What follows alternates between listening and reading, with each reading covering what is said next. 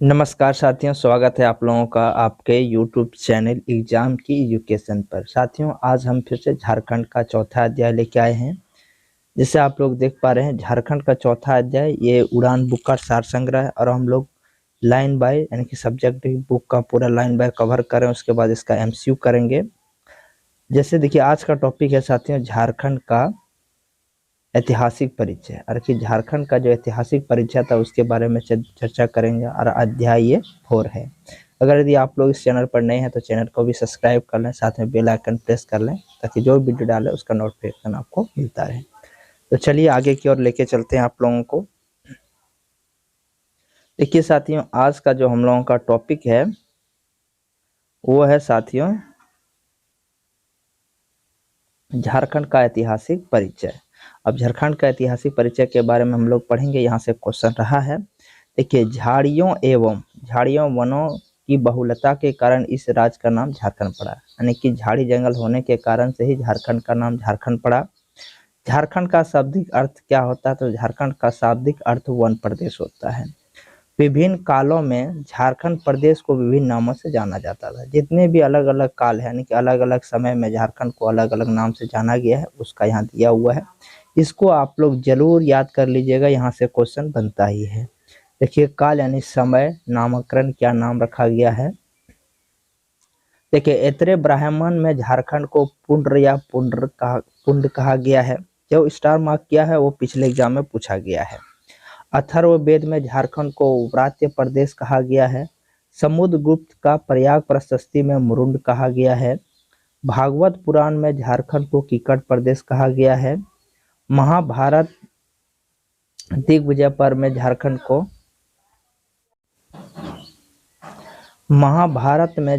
को यानी दिग्विजय पर्व में पुंडरिक, पशुभूमि, कर्कखंड या अर्कखंड कहा गया है। 13वीं सदी के ताम्रपत्र में पहली बार झारखंड का उल्लेख मिला है।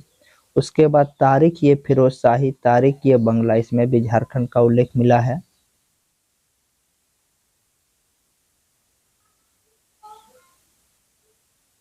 आगे है साथियों सियार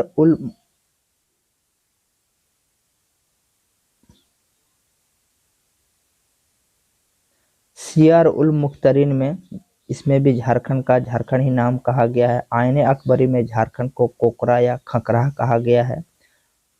टॉलमी द्वारा झारखंड को मुंडल कहा गया है। हैंसंग द्वारा झारखंड किलोनासु का लाना या कर्ण सुवर्ण कहा गया है। तुजुक ये जहांगीरी में झारखंड को खोखरा कहा गया है।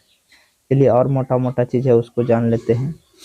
आप लोग इसको जरूर याद कर लीजिएगा। अगर यदि थोड़ा सा भी पसंद आए तो जरूर इस चैनल को सब्सक्राइब कर लीजिएगा, साथ में एक लाइक जरूर कीजिएगा। ऋग्वेद में झारखंड को किकट प्रदेश कहा गया है। वायु पुराण में झारखंड को मुरुंड कहा गया है। विष्णु पुराण में झारखंड को मुंड कहा गया है। पूर्व मध्यकालीन संस्कृत साहित्य में झारखंड को कलिंद देश कहा गया है। कबीर के दोहे पद्मावत जैसी द्वारा रचित जो है उसमें झारखंड को झारखंड कहा गया है। अकबरनामा में भी झारखंड को झारखंड कहा गया है। नरसिंह देव द्वितीय के ताम्रपत्र में झारखंड को झारखंड कहा गया है। कौटिल्य का अर्थशास्त्र में झारखंड को कुकुट या कुकुट देश कहा गया है। कुकुट या कुकुट देश कहा गया है। फाहियान द्वारा झारखंड को कुकुट लाड कहा गया है। मुगल काल में झारखंड को खुखरा, कुकरा या कोकराह कहा गया है। आगे है ईस्ट इंडिया कंपनी के शासनकाल में झारखंड को छोटा नागपुर कहा गया है। चलिए आगे हम लोग देखते हैं साथियों।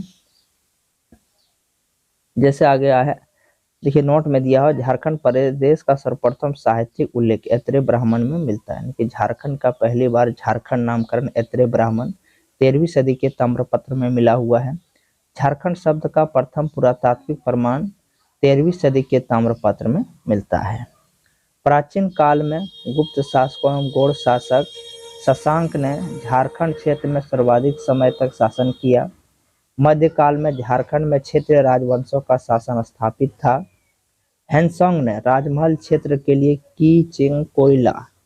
हैंसोंग ने राजमहल क्षेत्र यानी कि राजमहल का नाम की चिंग कोयला यानी कि सीयू के नाम से पुस्तकें में चर्चा किया, तथा इसके पहाड़ी क्षेत्र के लिए दामिन येको यानी कि राजमहल का जो पहाड़ी क्षेत्र था उसको दामिनी एको, इसका अर्थ होता है, शाब्दिक अर्थ जो होता है वो पहाड़ी क्षेत्र का प्रयोग किया। आगे चलते हैं। आगे है साथियों कैप्टन टेनर।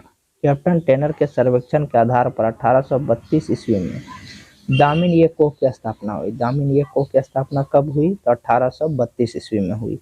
इसके सीमांकन का कार्य 1824 ईस्वी में प्रारंभ हुआ, यानी कि उसका घेराबंदी जो है 1824 में प्रारंभ हुआ। प्राचीन काल में संथाल परगना को नरीखंड, यहाँ से भी क्वेश्चन बना हुआ है, तथा बाद में कांकजोल व जंगल तरी नाम से संबोधित किया गया। यानी कि प्राचीन काल में संथाल परगना जो क्षेत्र है उसको नरीखंड कहा जाता था, बाद में उसको कांकजोल कहा जाने लगा, जंगल तरी कहने लगा।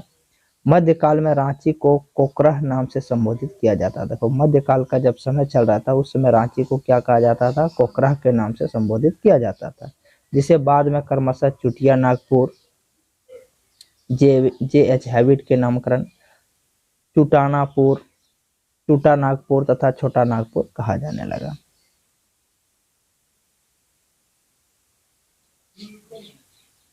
आगे 1834 में दक्षिण पश्चिम फ्रंटियर एजेंसी की स्थापना के बाद इस एजेंसी का मुख्यालय विल्किंसनगंज या किशनपुर के नाम से जाना जाता था, जिसे बाद में रांची के नाम से जाना जाता था।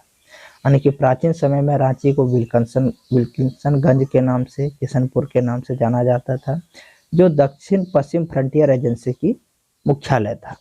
आगे वर्तमान धनबाद को पूर्व में मानभूम के नाम से जाना जाता है, कि अभी का जो धनबाद शहर है उसको मानभूम के नाम से जाना जाता था।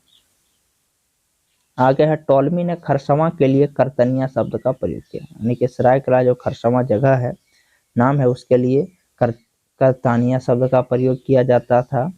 मेगास्थनी ने किचुंग क्षेत्र की जनजाति को मादो ग्रेबोगोई के नाम से संबोधित किया था। अब देखिए झारखंड में आदिवासियों का प्रवेश। अब चलिए हम लोग देखते हैं कि झारखंड में आदिवासियों का प्रवेश कब हुआ, कैसे हुआ। देखिए इधर जनजाति दिया हुआ और इधर महत्वपूर्ण बातें दिया हुआ है। देखो असुर झारखंड की प्राचीनतम जनजाति, यानी कि झारखंड में सबसे पहला जो जनजाति है वो कौन सा है? तो वो आदि असुर जनजाति है, जो कहाँ कहाँ है? रांची में है, लोहरदगा में है, गुमला में है। बिरजिया, बिरहोर तथा खड़िया। बिरजिया, बिरहोर, खड़िया संभवतः कैमूर की पहाड़ियों से होकर छोटा नागपुर में प्रवेश किया। कोरवा जनजाति के बारे में कुछ जानकारी नहीं अभी तक अपडेट किया गया है।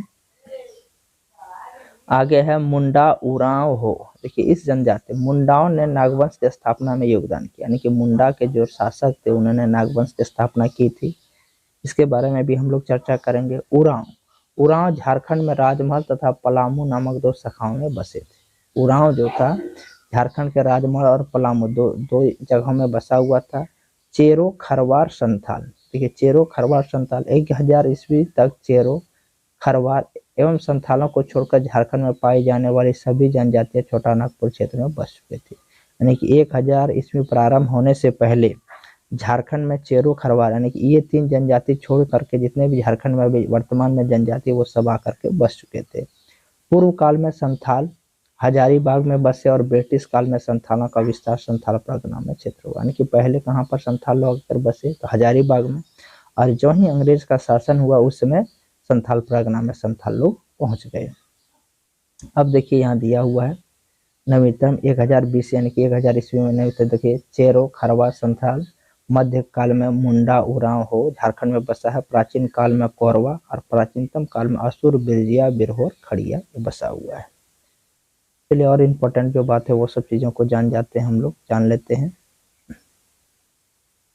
जैसे वैदिक साहित्य में झारखंड की जनजातियों के लिए असुर शब्द का प्रयोग किया गया, यानी कि वैदिक जो साहित्य है जो झारखंड की जनजाति है उसमें इसको असुर के नाम से संबोधित किया गया है।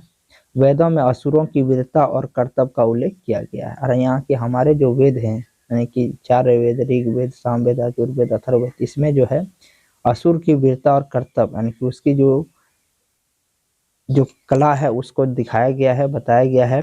ऋग्वेद में असुरों को लिंग पूजक या शिष्णों का देव कहा गया है। तो ऋग्वेद में असुर लोग जो था उसको क्या लिंग पूजक कहा जाता था या फिर शिष्णों का देव कहा गया है। इतिहासकार बुकानन ने बनारस से लेकर वीरभूम यानी कि पश्चिम बंगाल तक के पठारी क्षेत्र को झारखंड के रूप में वर्णित किया गया है। महाभारत काल में झारखंड बृहदस्थी सम्राट जरासंध के अधिकार में क्षेत्र में था। जब महाभारत काल था, महाभारत का समय हो रहा था, चल रहा था, उसमें झारखंड बृहदस्थ वंशी सम्राट जरासंध के अधिकार में था। जनजातियों की अधिकता के कारण झारखंड को कर्कखंड भी कहा जाता था, यानी कि झारखंड में बहुत सारा जनजाति होने के कारण इसको कर्कखंड भी कहा जाता है। झारखंड के छोटा नागपुर क्षेत्र को कर्ण सुवर्ण के नाम से भी संबोधित किया गया है। तो साथियों, आज जो हम लोगों का टॉपिक था झारखंड का ऐतिहासिक परिचय, ये मोटा मोटी तौर पर खत्म हो गया। अगर यदि आप लोगों को थोड़ा सा भी पसंद हो आया हो और थोड़ा से भी यदि आप लोगों को लगे कि एग्जाम में हेल्प होगा तो आप लोग इस चैनल को जरूर सब्सक्राइब करें, साथ में बेल आइकन भी प्रेस करें।